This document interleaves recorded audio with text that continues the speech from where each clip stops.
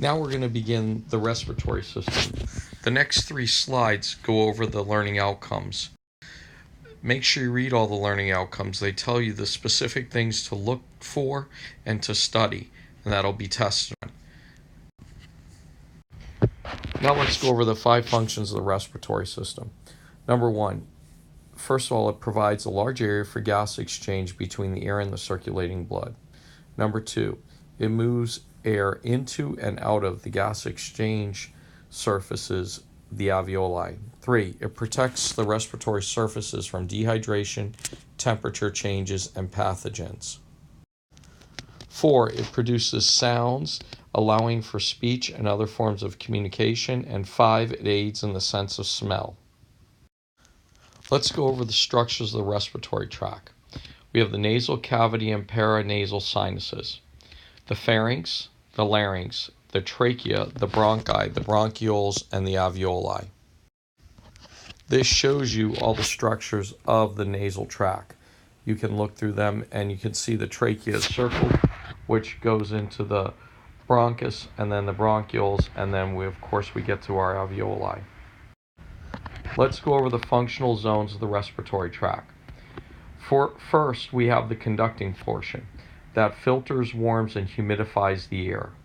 Secondly, we have the respiratory portion, and that's where the actual gas exchange occurs.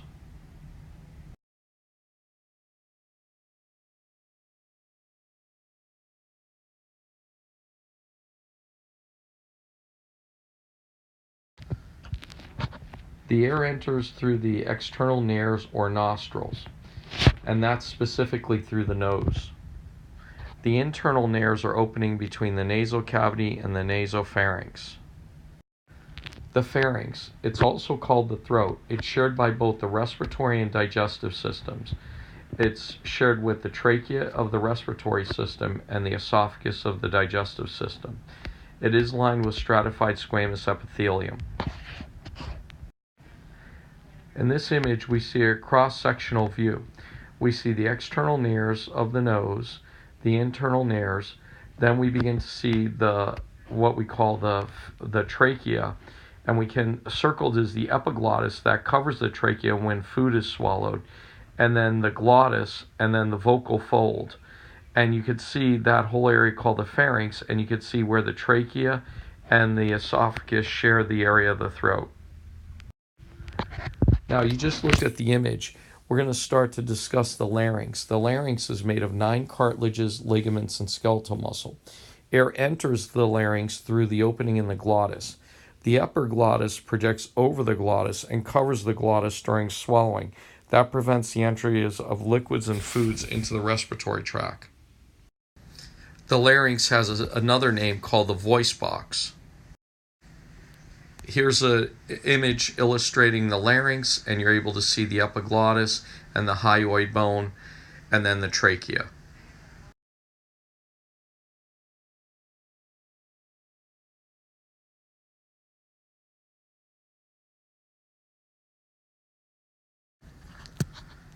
Now we're going to begin the bronchi. The trachea branches into a right primary bronchus, that supplies the right lung, and a left primary bronchus, and that supplies the left lung.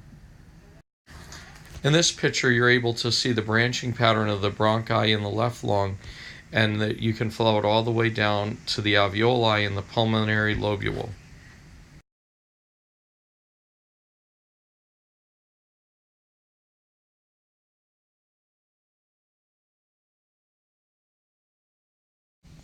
Now let's go over the bronchioles. The terminal bronchioles are about 0.3 to 0.5 millimeter in diameter, and each supplies one lung lobule. We're going to cover the alveolar ducts and the alveoli. The ducts end at the alveolar sacs. They're chambers that connect to multiple individual alveoli.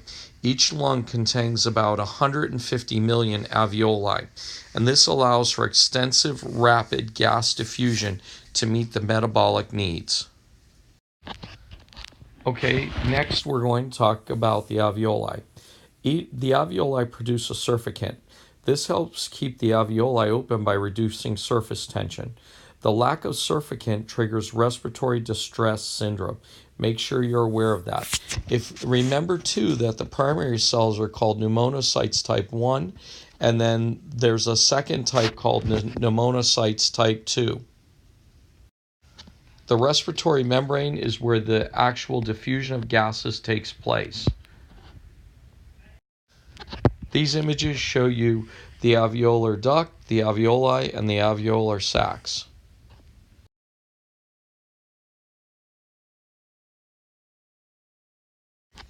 Now we're on the lungs. The lobes are separated by deep fissures. The left lung has 2 lobes, superior and inferior. The right lung has 3, superior, middle, and inferior. The base of the lungs sit on the diaphragm. This shows you the lobes of the lungs, and you can see that the right lung has 3 lobes, a superior, middle, and inferior, where the left lung has 2 lobes.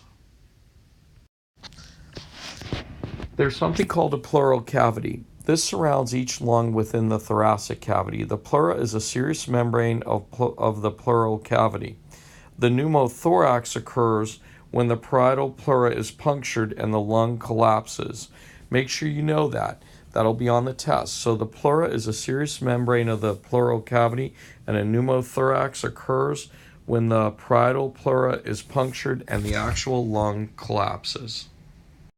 This is a superior view showing you the parietal pleura, the right pleural cavity, and the visceral pleura.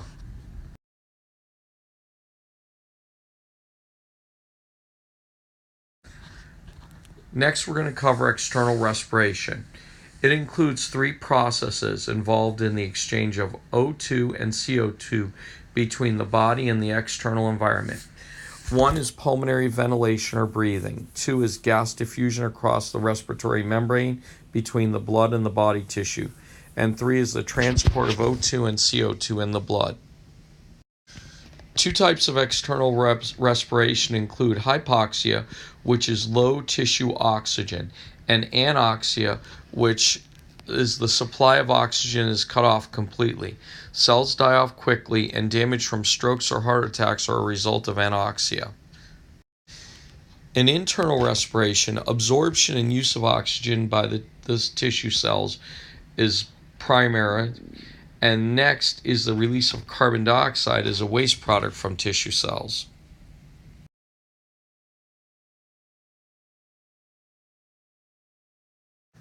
Pulmonary ventilation is the physical movement of air into and out of the respiratory tract. There's something called the respiratory cycle, a single breath of inhalation and exhalation. There's something called the respiratory rate, the number of breaths per minute. And then there's something called alveolar ventilation. That's the movement of air into and out of the alveoli. Now let's talk about pressure and airflow into the lungs. The air moves down the pressure gradient. There's something called atmospheric pressure. In a closed, flexible container, the lung, air pressure is changed by changing the volume of the container. Increase in volume decreases air pressure. Decrease in volume increases air pressure. Make sure you know that. The volume of the lung depends on the volume of the thoracic cavity. So if you follow along with this picture, you see at rest, and you can see the pressure outside and inside are equal, so no movement of air occurs. During inhalation, the volume increases, so the pressure decreases, and the air flows in.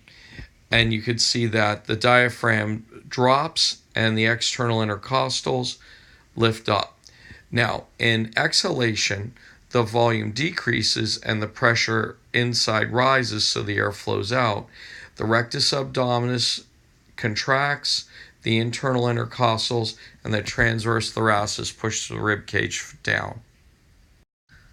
Compliance is the expandability of the lungs. Low compliance leads to difficulty in breathing. Dramatically increased energy is needed for breathing. A decrease in surfactant decreases compliance. In emphysema, there's a loss of supporting tissue due to alveolar damage, increases compliance. There are modes of breathing. In quiet breathing, it uses the muscles for inspiration. the diaphragm and the external intercostals, but exhalation is passive. In forced breathing, it uses primary and accessory muscles for inhalation and uses the internal intercostals and abdominals for exhalation. Make sure you know that in quiet breathing, exhalation is passive.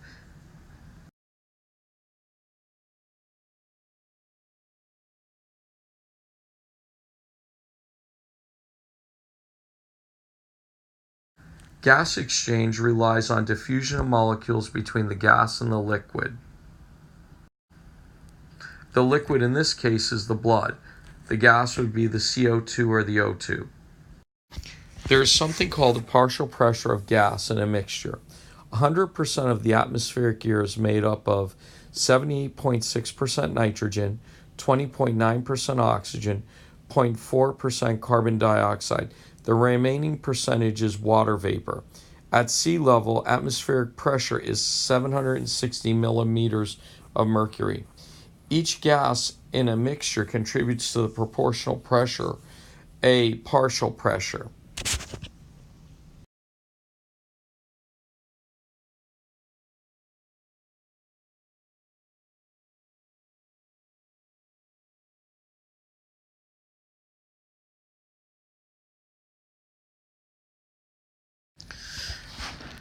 Here we see the red blood cell, and CO2 diffuses into the bloodstream.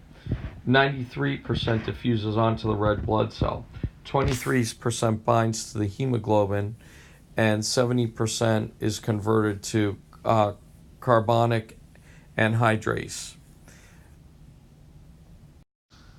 The next three or four slides show how oxygen diffuses onto the red blood cell, is taken to the body tissues, leaves the red blood cell while carbon dioxide diffuses from the tissue onto the red blood cell, and then returns back to the lung to release the carbon dioxide and pick up more oxygen.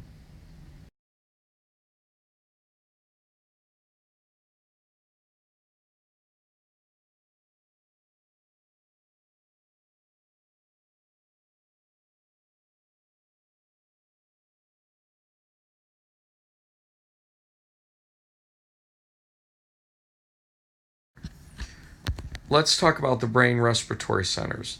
Voluntary control resides in the cerebral cortex. Involuntary control resides in the medulla oblongata, but also the pons. So the pons and the medulla oblongata work together in involuntary respiration. This shows you an example of quiet breathing and forced breathing as you look through the tables and you're able to follow along with the diagrams. This is just showing you the pons and the medulla oblongata and involuntary breathing and also the higher senses.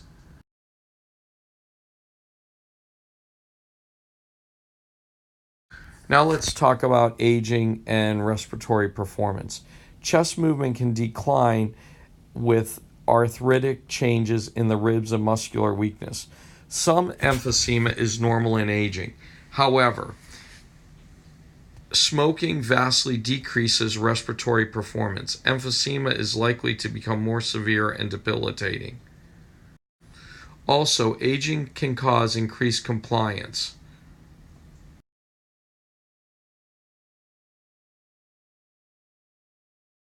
Remember that the respiratory system has an extensive structural and functional connection to the cardiovascular system. The two work together. This shows you the interaction of the respiratory system with all the other systems of the body. Make sure you look at it. It's a good overview.